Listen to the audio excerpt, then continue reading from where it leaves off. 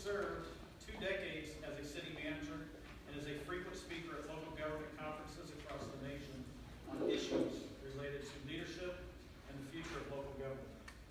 Ron's weekly 10 and 10 update on servant leadership has over 75,000 subscribers in all 50 states and internationally. His second book, The Fourth Dimension Leadership, Radical Strategies for Creating an Authentic Servant Leadership Culture, will be published in Mr. Ron.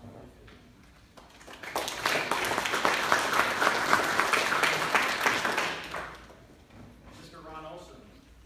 Mr. Olson has more than 38 years experience in city management. He has a Master's of Public Administration degree from Brigham Young University in Provo, Utah. He started his public service career as a finance director, then became city manager of West Jordan, Utah, Belding, Michigan, and Middletown, Ohio. He served as deputy city manager in Arlington, Texas, county administrator in Polk County, Iowa, and most recently, city manager in Corpus Christi, Texas. He is an International City County Management Association manager. Most of you know that he graciously let Indianapolis have chief ribs to our state. So thank you, sir, for that. Mr. Scott Fadness. Mr. Fadness became mayor of the city of Fishers, Indiana on December 22nd, 2014. As the city of Fishers' first mayor, he manages the day-to-day operations of the city and leads a team of 12 department directors. Prior to his election as Fishers' first mayor, Scott Fadness served as Fishers' town manager from 2011 through 2014 and deputy town manager of operations from 2009 to 2011, overseeing the day-to-day operations. Mayor Fadness knows that Fishers must continue to deliver taxpayer-friendly, top-quality services. He has strengthened public safety departments and made sure that they are adequately staffed, trained, and equipped for Fishers' ever-changing needs. Fadness holds a master's degree in public affairs from Indiana University. Fishers Mayor, Mr. Scott Fadness.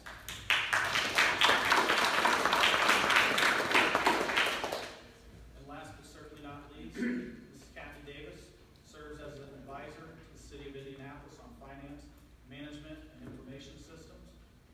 With the city team, Kathy is charged with eliminating the city's structural budget deficit and developing information systems that help the city and its partners plan and mobilize to meet goals. Kathy is a graduate of the Massachusetts Institute of Technology and Harvard Business School. She was the first woman to serve as Indiana's lieutenant governor and served as controller for the city of Indianapolis, secretary of the Indiana Family and Social Services Administration, and state budget director. Kathy started her career managing manufacturing operations for Cummins This is Kathy Davis.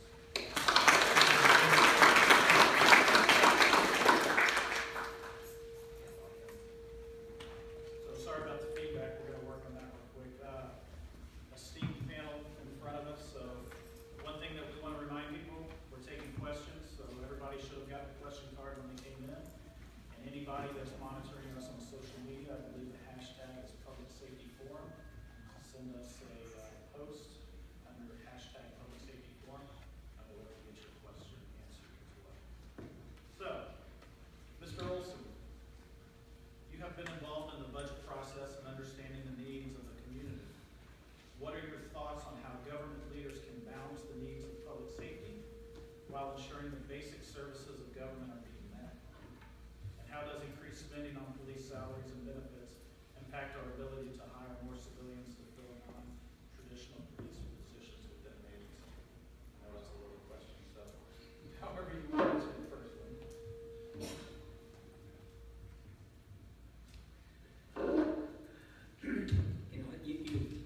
Everybody hear me okay? You talked about balance, and I think that's a key word that we need to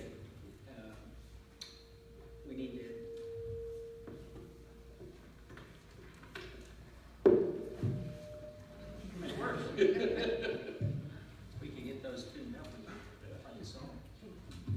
I think balance is a key issue.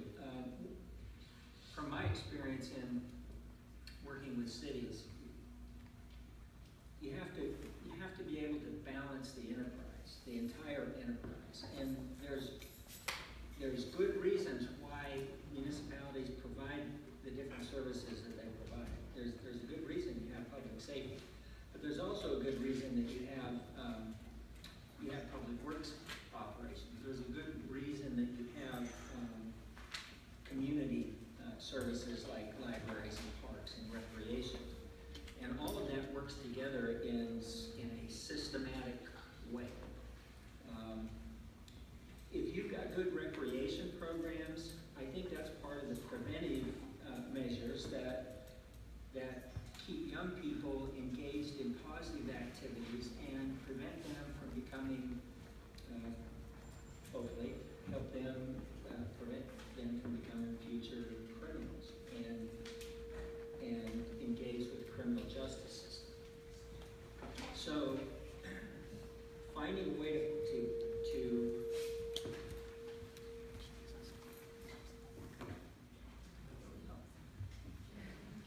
finding a way to create real balance in a municipality is critical.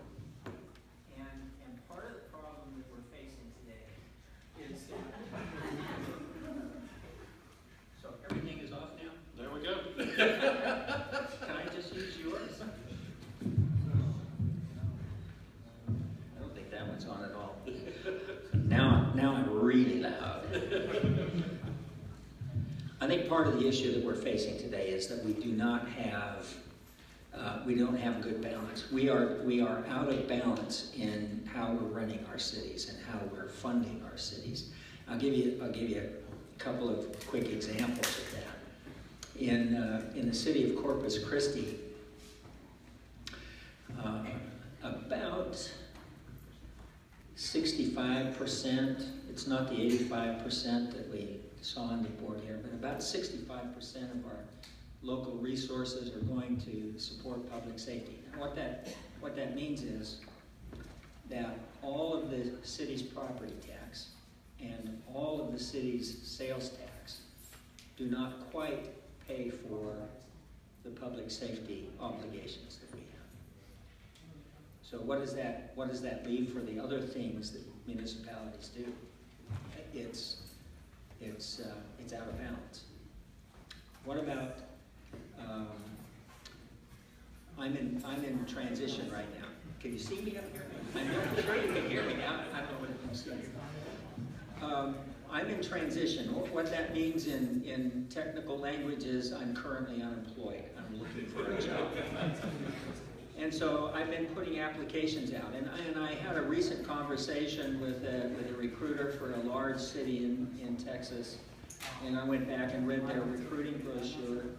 And they have like 4 pages of why you should come to the city and be the city manager there. And not once did it say, because we have a great police department. It said, come here because we have arts, because we have various kinds of entertainment. We have certain kinds of quality of life things that draw people here. And I get that, except for I also know that 75% of their budget goes to public safety. So how did we get there?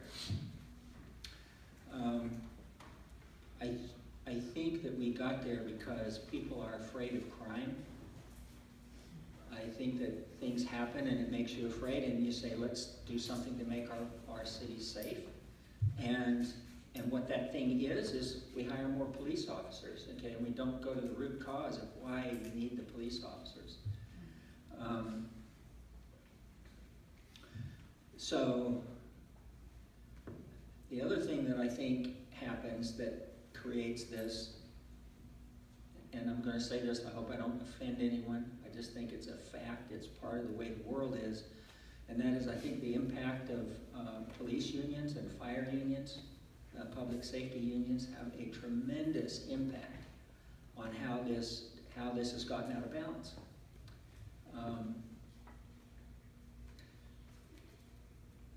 Police and fire unions and public sector unions generally are not just organizations that are looking out to make sure that their membership is being treated fairly.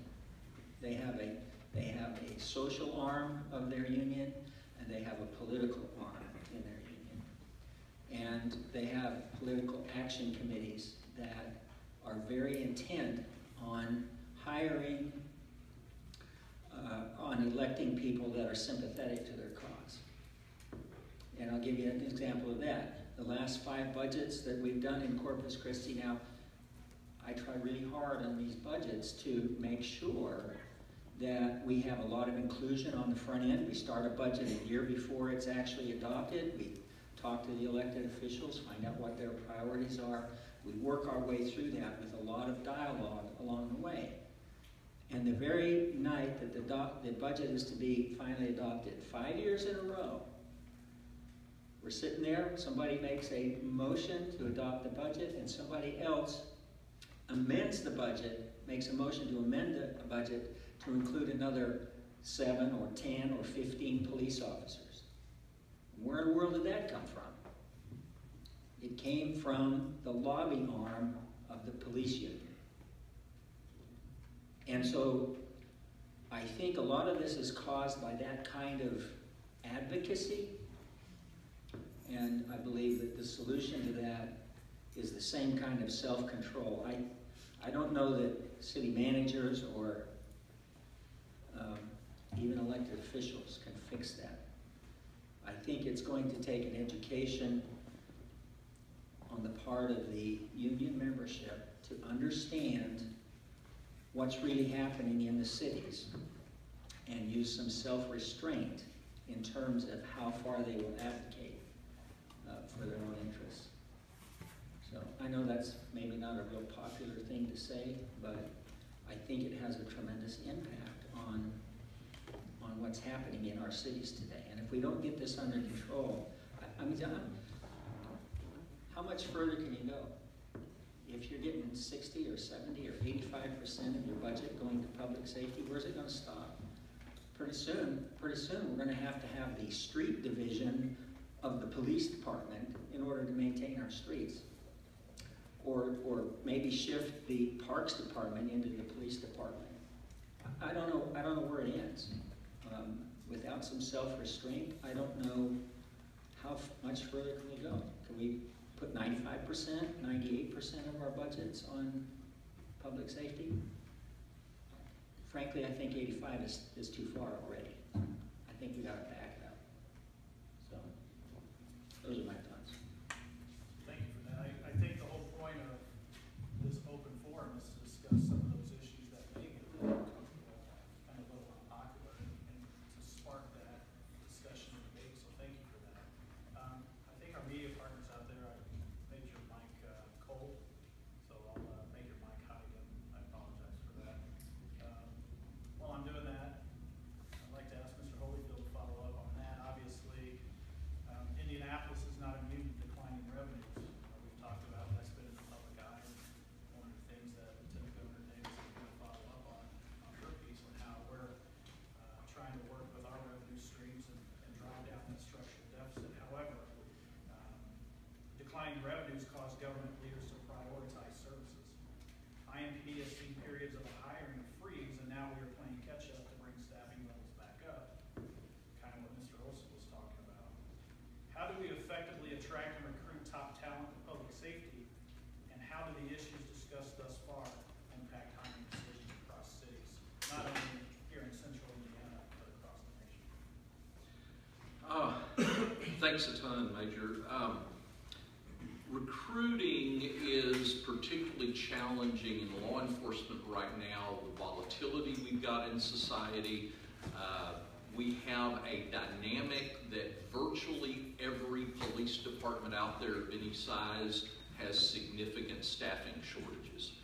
And interestingly, we did a study about a year ago on effective strategies for filling those slots. And what we found consistently by a long stretch that the number one thing that contributed to effective recruitment was personal relationships. Hands down, knowing somebody who reached out absolutely was the number one thing. So that's number one. Number two is the world has changed a ton in terms of what works with recruiting without being restricted to law enforcement. So if you really want to recruit the best and the brightest, you've got to start thinking differently about how you recruit. Particularly with the younger generation that is coming in, we are in a social swing back to where the sense and the hunger to make a difference, to do something that matters, is scoring very high in what's drawing them to particular jobs. It's the reason if you look at virtually any major corporation today on their job recruitment sites, they talk to you about culture, and they talk to you about social engagement, and what are they doing to give back. Virtually any major corporation is addressing those things. Most of that, at least the latter two, are absolutely slam dunks with police departments. It is making a difference. It's touching lives. It's giving back. But we have remained trapped in too many of our police departments in a 1960s model that is more driven by recruiting people based on Hill Street Blues and Starsky and Hutch and those things. We sell the drama, and as those of you, there's a lot of you here in blue know, the drama is about this much of what actually goes on. So one of the things that's gotten us into trouble is that we've been selling apples when we were really looking for oranges. And so part of what we've got to do is up our game in terms of the way we recruit, the quality of how we recruit, etc. Some of that is about messaging. The reality is if you advertise for oranges, you're going to draw oranges. If you advertise for apples, you're going to draw apples. So if you're wanting apples, you shouldn't have your recruiting efforts designed to produce oranges, if that makes sense. Also, in terms of technology, as the younger generation and in policing in particular, it's important you focus on the younger generation because of the way the system works. Almost all of your new blood coming in is young. Just is the utilization of technology, is the utilization of video. I read one study earlier this summer, and this was not policing specific, but job ads that incorporate video produce 16% more and better candidate pools than traditional job ads. Social media, we've got to rethink how we are putting information out there. A huge proportion, not just of young ones, but of all ages today, are doing a ton of homework on social media before they ever take a look at actually applying for a job. They're evaluating your organization.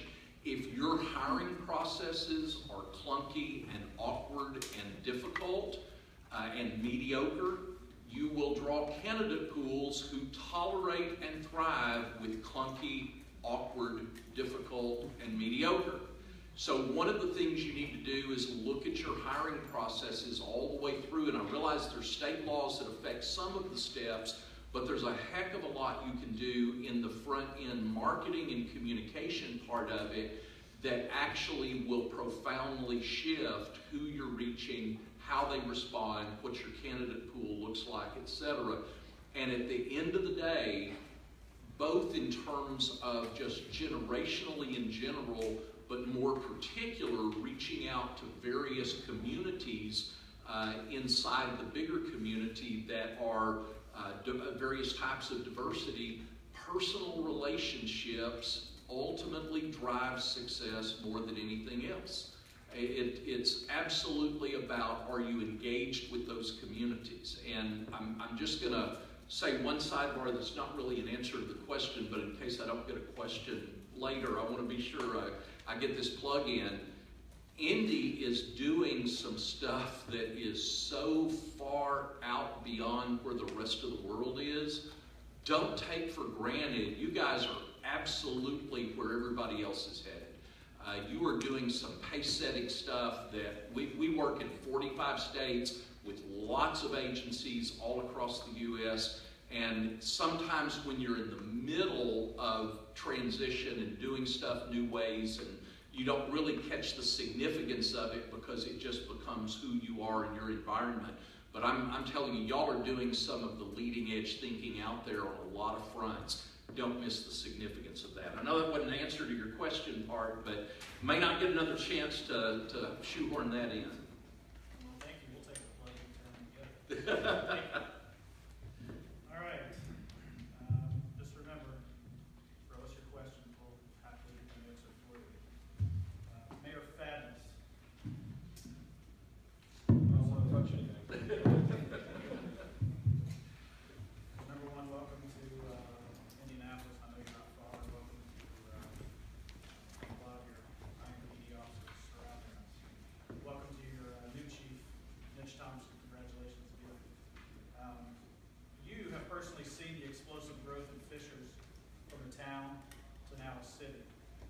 how have the priorities changed over the past few years in Fishers? And how have you balanced your public safety budgets while growing city services from year to year?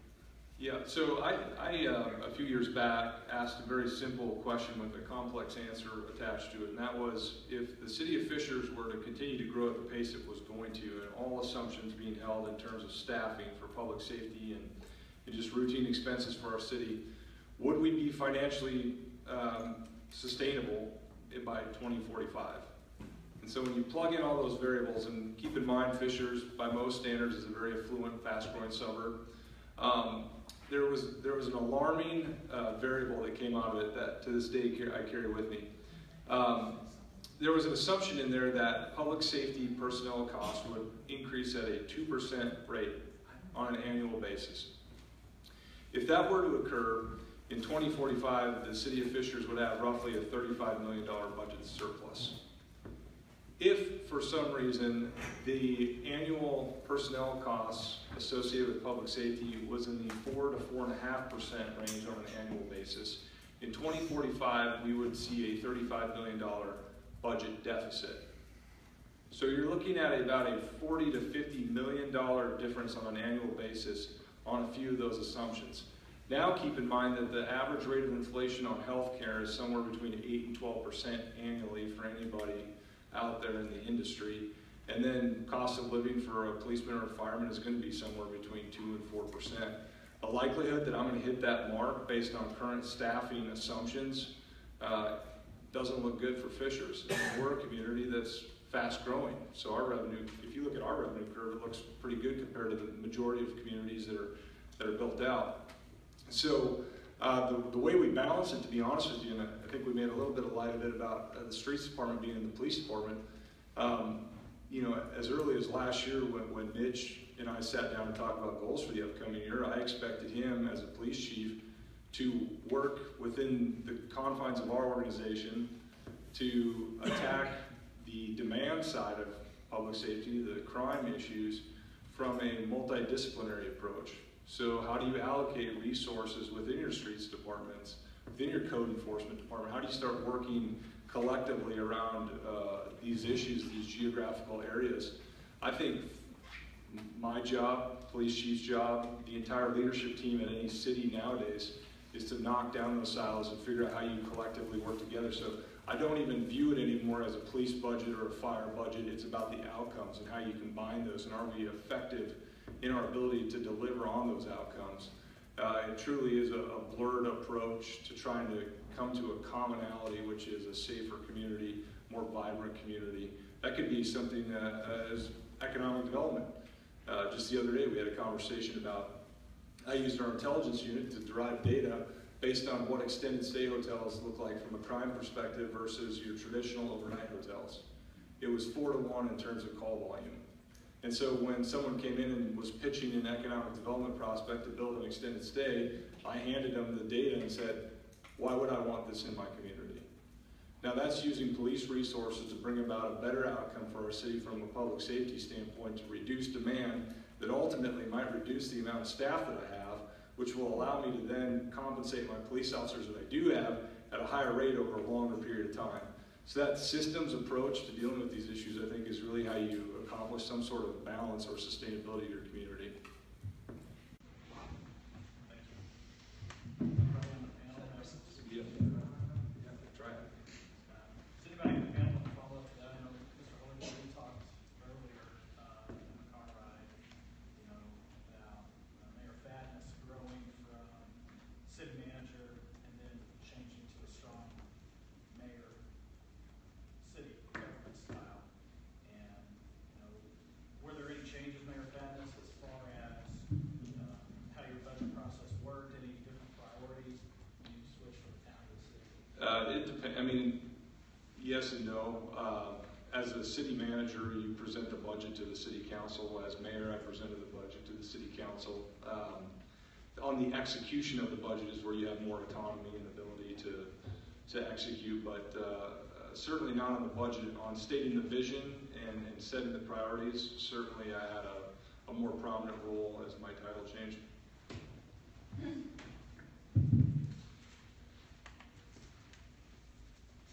Bill, Yeah. Yeah, I'm loving what the mayor is saying there. The reality is part of what we've got to do is break out of old ways of thinking about stuff and focus on what are we trying to accomplish. The bottom line is that if we focus on outcomes, we do stuff a ton different than if all we do is focus on my share of the pie. And I honestly think this addresses some of Ron's stuff, is that very little of the political battles that I've seen ever really focus on, if we do this, this is the outcome. And I think the reality is a more holistic approach to taking and addressing crime in the community, or public safety, I'm going to say, instead of just crime, that begins to understand the interdisciplinary nature of everything. Some of the most effective ways to fight crime don't have anything to do with the police department. One city I'm familiar with, kind of to Ron's point a minute ago, one city I'm familiar with, the city manager actually had the chief of police present the Parks Department budget because of studies that indicated the impact that vibrant recreation programs had on the crime rate. In other words, they were focused on the results, not on the way we've always done business. And when you actually become evidence and outcomes focused and you're really looking at data, it dramatically changes the way you do business almost in any area of your life.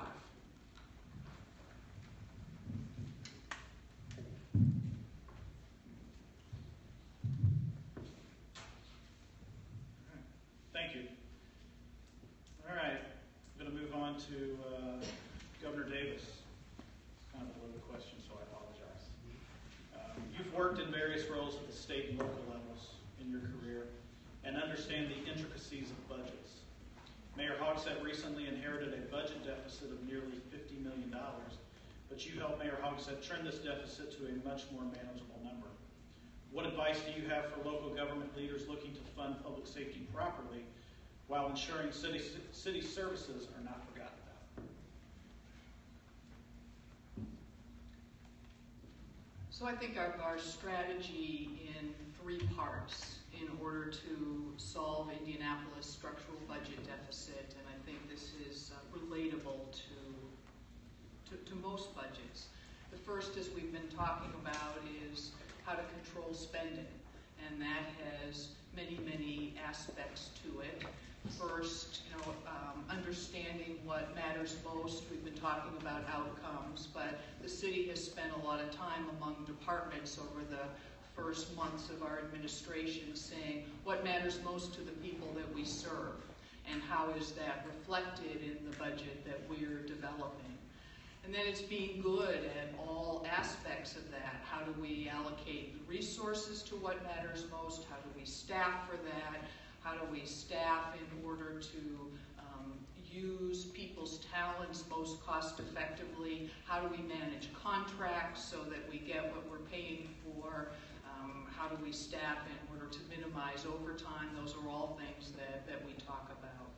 But then there's a big portion of, okay, once we have used the budget process to decide what's most important to us and allocate resources and make commitments in that regard, what is our view of having adequate resources? So the city of Indianapolis has had this $50 million structural budget deficit ever since the implementation of property tax caps, which are now in our state constitution, so they're here to stay. But as you know, as residents, you now only pay 1% of your assessed value in property taxes, or as a rental 2%, or as a business 3%. And in areas where the property tax rates were the highest, taxpayers got the biggest break, but cities also felt the biggest impact. And that was especially true for older cities with larger police forces and larger infrastructure bills.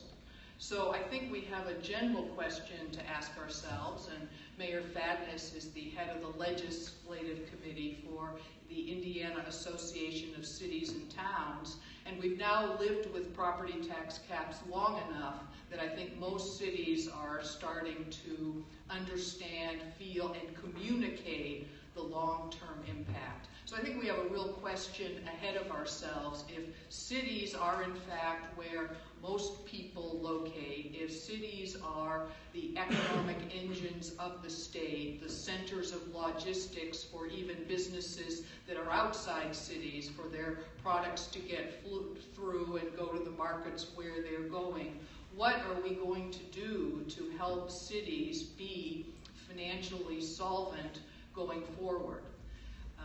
Under the best efforts ever since property tax caps were implemented, city expenses have grown at about 3%, city revenues have grown at 1%, so the gap gets bigger. There was an increase to the public safety tax in 2014, which narrowed it a little bit because we got about $29 million in additional revenue. Then it started to grow again. So this year we've worked very hard to reduce budgets in some places so that we could add in others, and we do net 31 additional police officers in this budget, which helps Chief Briggs and all of you sort of create your crime prevention presence in our neighborhoods, and we're grateful for that. But we need to figure this out, and I think in Indiana, because of property tax caps, we have not only the challenge of growing public safety budgets, but also shrinking revenues, and we have a fundamental question to ask ourselves. Thank you for that. Before I get to a couple of questions from the audience, thank you for those.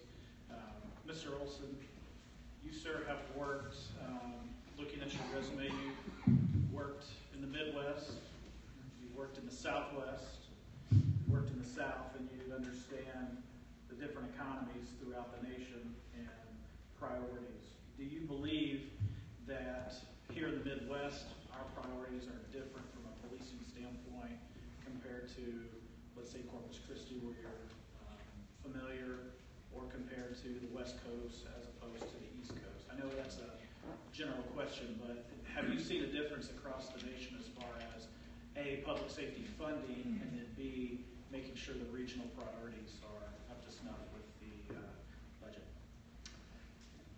No, I really haven't seen a lot of difference in the different regions. Everybody is concerned about public safety, legitimately so. We need to make sure that our communities are safe. So I don't know that I've seen a lot of difference in.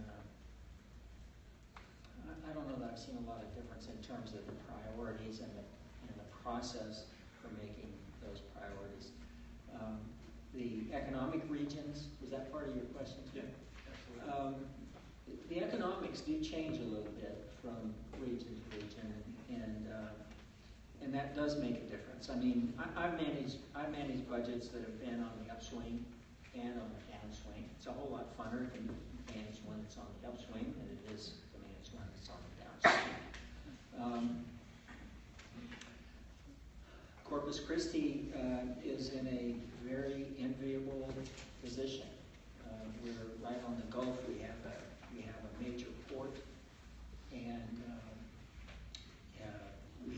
we have, if it's developed properly, which they are doing that, if it's developed properly, it'd be the first port that the ship trade can get to from the Panama Canal. So in the past 5 or 6 years, we've developed about $24 billion worth of new development in our region. I mean, that's massive. It's absolutely massive. So it helps to have a thriving economy when you're making these decisions.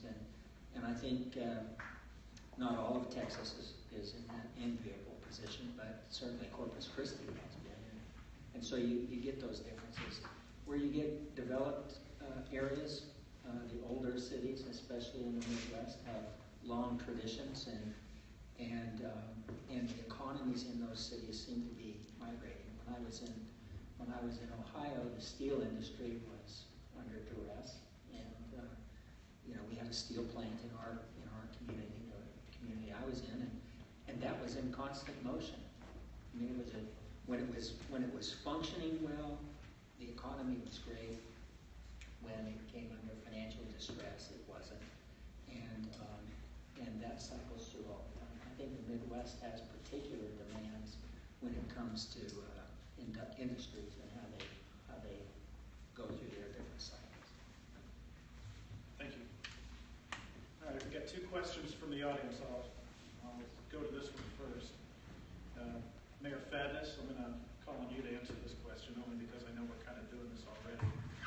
The question is, how can adjacent and or overlapping local governments share or consolidate certain public safety services in order to enjoy economies of scale?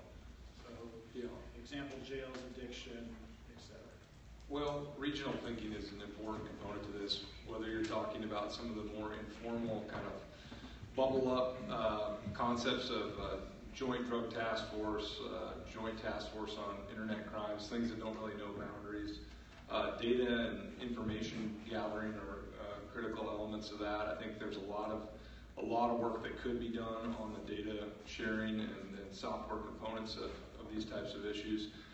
In terms of resources, I think there's an ongoing discussion about a more regional approach to certain elements of whether it's, if it's regional communication strategies or infrastructure, if it's transportation, public safety. I think all those conversations are ongoing at the moment. I don't have a lot of optimism that a so-called commuter tax would be implemented anytime in the near future. But I think there is a renewed belief that regional thinking in large metropolitan areas is a best management practice. And I think there are efforts underway to start working towards that so that those lanes of communication are open. But I think the data element of this can't be oversold in terms of what could be happening in terms of our intelligence on all different sides of the community boundaries. Thank you. I know, speaking locally, as far as our region is concerned, we have several drug task force that we share resources, and we have Carmel, Fishers, Boone County. I know Boone County and Boone County and Hamilton County have a drug task force together. So there is a lot of resource sharing going on regionally. However, some of this, truly talks about jurisdictional boundaries and the courts, where you file a case, where the offense occurs. There are some things that you can't blur those lines, but a lot of the times we can share. And I'll tell an anecdotal story, and it'll get me in trouble. So I do believe that there was a conversation about Fishers PD coming down to 82nd Street and helping us out down there. I don't know how far that's going to go, but if Fishers PD would like to patrol Castleton, we're all for it. So we appreciate Chief Thompson offering that up. That was a lunch conversation that we had, and honestly, it came about. 96th Street separates our jurisdiction by literally a yellow line in the middle of the street, but crime knows no boundaries. There is no yellow line in the eyes of people that are out committing crimes. So just because a person breaks into a car on the north side of 96th Street doesn't mean they're not doing the same thing south of 96th Street, where IUPUI comes in. So I know that Commander Bailey, Chief Thompson, Chief Gebhardt, who's not here, have made tremendous strides, at least between Fishers and IUPUI, of working together and trying to share and pool those resources to attack some of these crimes that we're having between our two jurisdictions. Mr. Holyfield or Olson, do you have anything as far as sharing resources across what you've seen across the nation? Yeah, back in my city manager days, this was fire, not police, but we literally had some locations with an adjacent community that one of our fire stations could respond more quickly to some locations in their community, and one of their fire stations could respond more quickly into ours. And we just simply, it took a little bit of creativity to get it to that point. More recently, there is a group of 4 cities I'm familiar with that are kind of that same dynamic of 95th Street, very close together. They have simply taken and passed mutual ordinances that allow their officers to write tickets, etc., without regard to boundaries.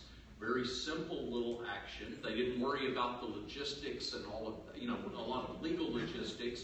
They just tried to get rid of some simple barriers. One of the payoffs that produces is when you're a citizen that has a fender, forget crime for a moment, you're a citizen that has a fender bender on the line, and then you call in and the dispatch goes, well, I don't think that's ours, I think it's theirs. And then, the citizen gets caught in this trap and they're going, I don't care who comes, just, I don't want to do dumb. And so by thinking more regionally, and it really comes back to the thinking about the outcome and focusing on the end user, most of the stuff that we do that's dumb kind of overcomes itself. It becomes really obvious, the smart solution, when we simply look at it through the lens of the end users instead of looking at it through the lens of what's easiest for me or what fits in my box as an agency.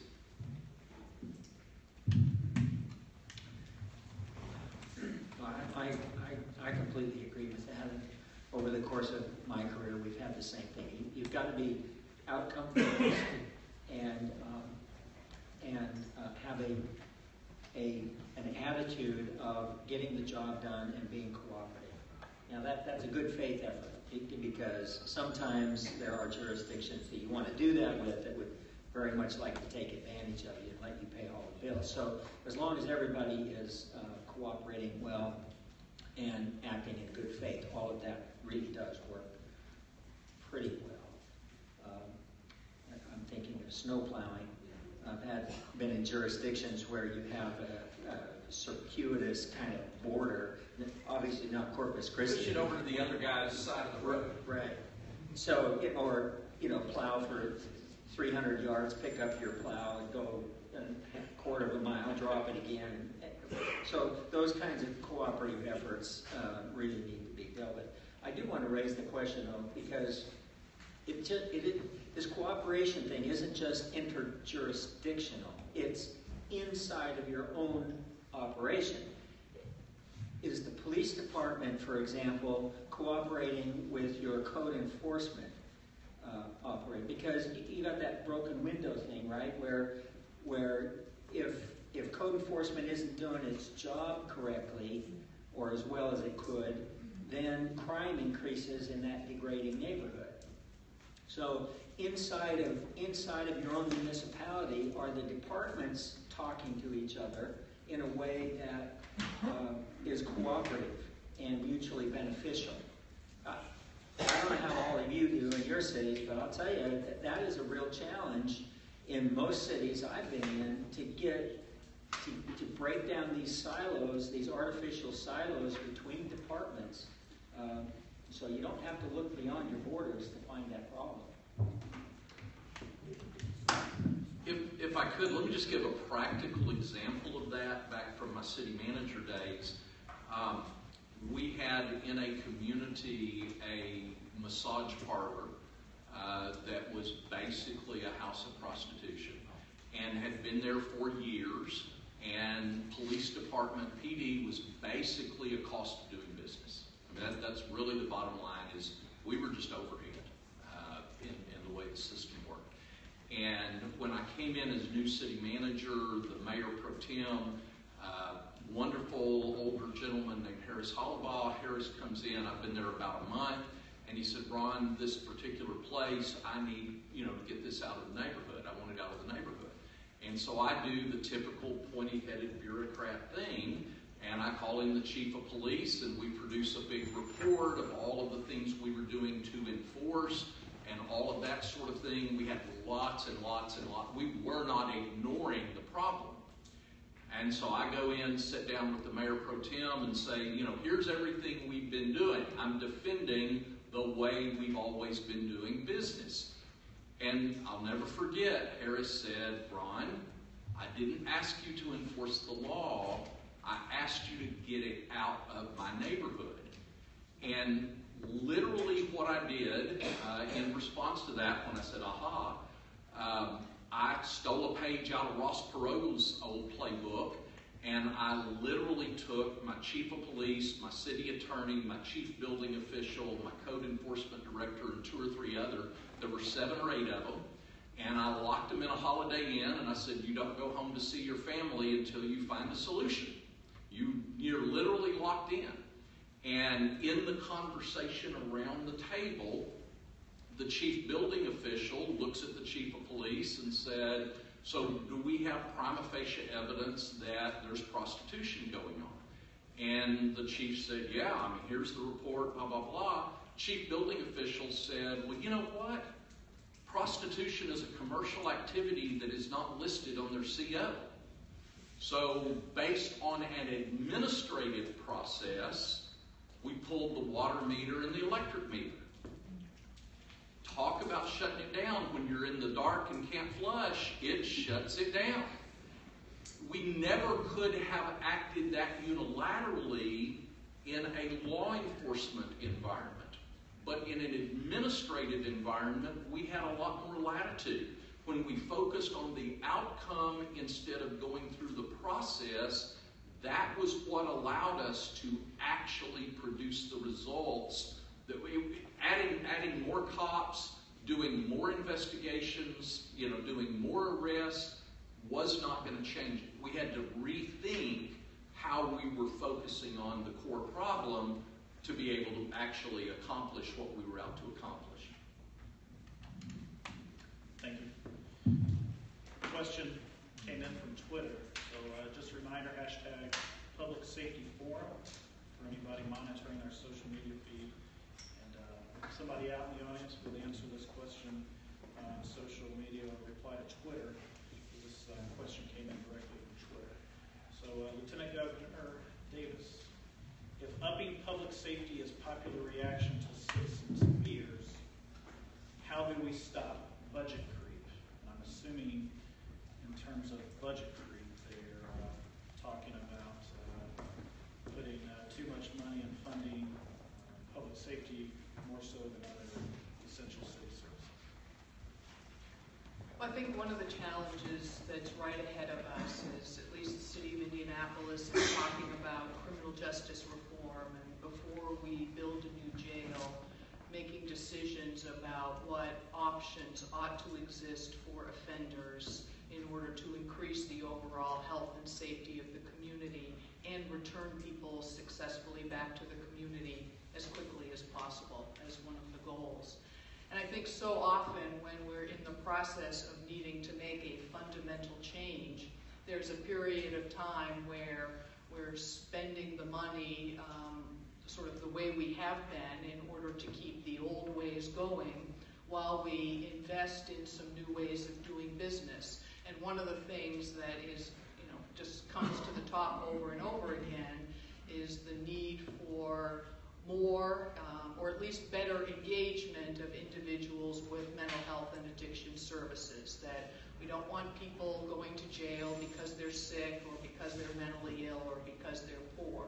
And that if we could figure out what options need to exist, what the needs, and going back to the data side, if we understand by neighborhood, by response area, what are the needs of the people in that community, including the offenders, and are very thoughtful about how we're working together across jurisdictions and with social service providers, and helping social service providers understanding how they can coordinate to mobilize around these problems.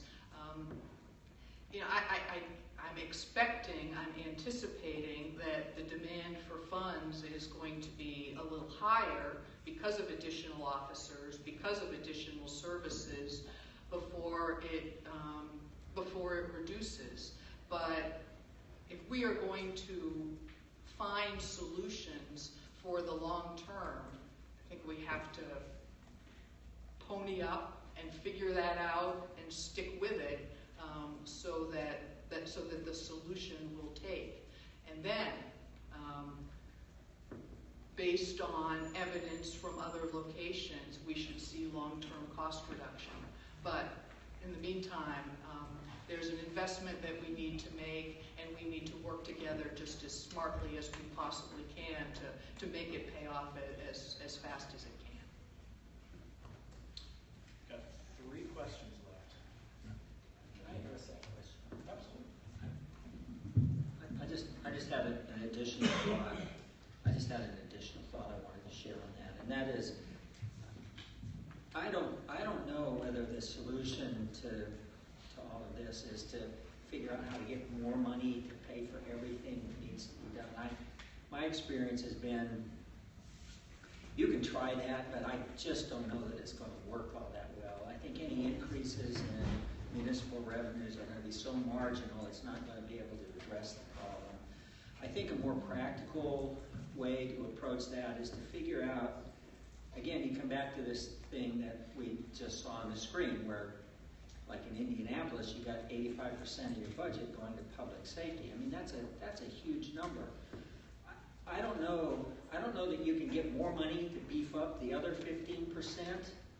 I don't know that that's going to work, but I do think a long-term strategy that may work is to figure out how to hold public safety at its current funding levels or close to the current funding levels, not reducing them, but not adding massive amounts of more money into that. I think public safety is going to have to figure out creative, cooperative ways to address the issues different than they've done in the past, while the new money coming in, the natural flow of new growth money coming into a city goes into other functions, into social services and into other support services that have been reduced or, I'll use the word starved, over a period of time. I think that's the only way that that's going to work.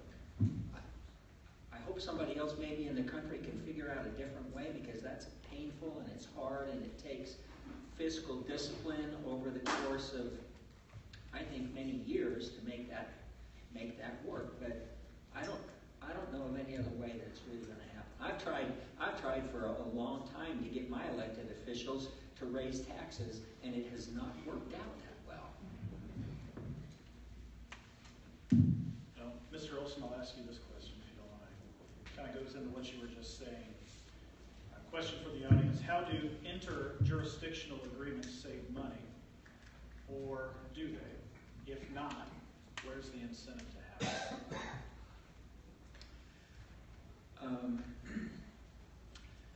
I think the savings are somewhat marginal.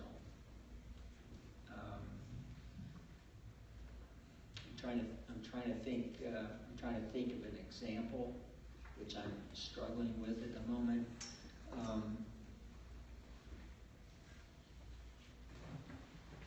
It'll come to me because I know we've had one. In fact, I think we've had one in Corpus Christi recently. Maybe Troy can. I'm sorry? Yeah, that is a good one. Thank you very much. Troy was actually over the health department at one of his. We consolidated our health department functions in Corpus Christi. We had a county health department. We had a city health department. We consolidated the two. And what a mess that turned out to be. It just didn't work all that well, because we had 2 separate funding sources. We had two separate management systems, and truly the only thing we really saved was the top administration. We had one leadership group instead of 2 leadership groups. And when you looked at the total cost, the savings were marginal, and frankly, they were not worth the hassle that was created out of it when it was all said and done. I worked for 5 years to undo that problem, never did get it done. And so I'm not a big fan. I mean, I think that there needs to be cooperation, but when you get down to formalized agreements, they are difficult. And I'm just not sure that they're worth it. Thank you for that. Another question as far as budgets are concerned. This deals directly with discrimination. So the question is, how are your budgets impacted by discrimination lawsuits whether based on hiring, promotion, or police brutality cases. So, Lieutenant Governor Davis, you've had experience in state and local budgeting. How would you say our local budget is impacted on lawsuits and settlements and jury awards based upon discrimination?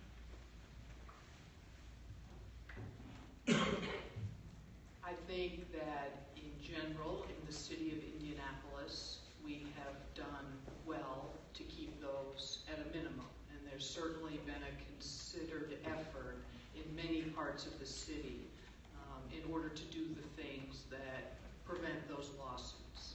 Having said that, a very few lawsuits can be very, very expensive and in an unforeseen way. So having the processes and procedures and spirit of promoting diversity and equality with your workforce and in your work with the public is, that's the only prevention. And even then, of course, things happen, and one lawsuit can really throw a plan out of kilter. So we do everything we can to avoid that. Thank you.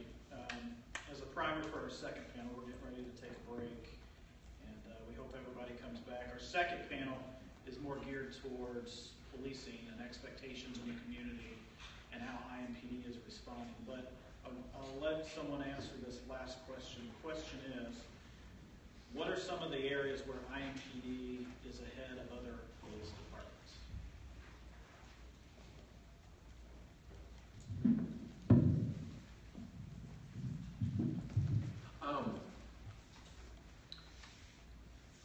I already had some perspectives because of knowing Chief Riggs, and he told me some of the things that are going on and all of that. Listening to the mayor this morning, some of the things he's talking about, some of the neighborhood-based health care. I was involved in some battles back in my city management days. It's cheaper to deliver neighborhood-based health care rather than having people go to the emergency room. It's not just that it is more effective and more beneficial and builds ties with the community, it's actually cheaper on the public purse.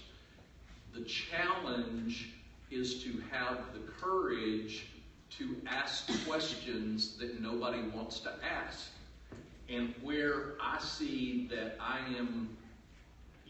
IUPUI is out ahead of almost anybody is what you're doing is you're having the courage to ask questions.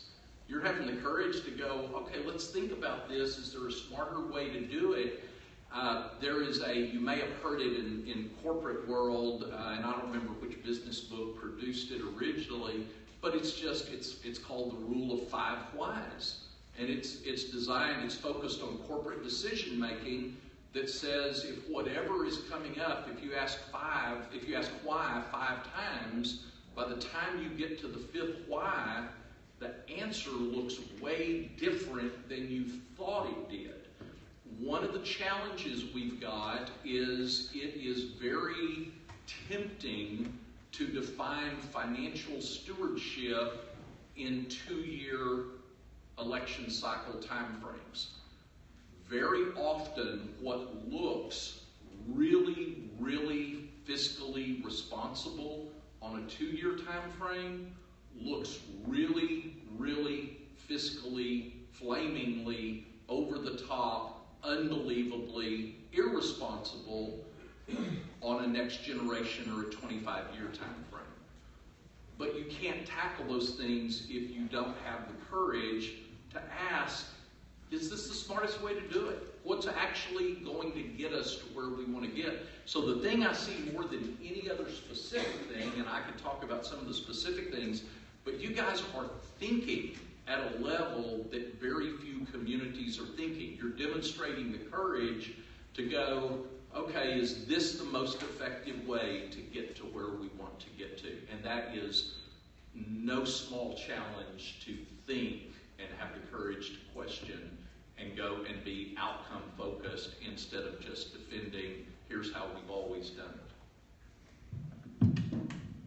And I agree with that. I think trying to look at root causes is what is and what will distinguish your department from all others that I know of. I think it's the standard answer. The standard answer to every problem is let's hire more people and spend more money, and that can only go so far. Pretty soon there's an end to it. I think if you look for root cause and root solutions, which are going to be completely non-traditional and probably not law enforcement oriented, I think that's really important. And I see you guys asking those questions and the beginning of trying to figure out what those root causes are. Anything else? Well, first off, I would like to thank our panel members for joining us today. Join me in giving them a round of applause, please.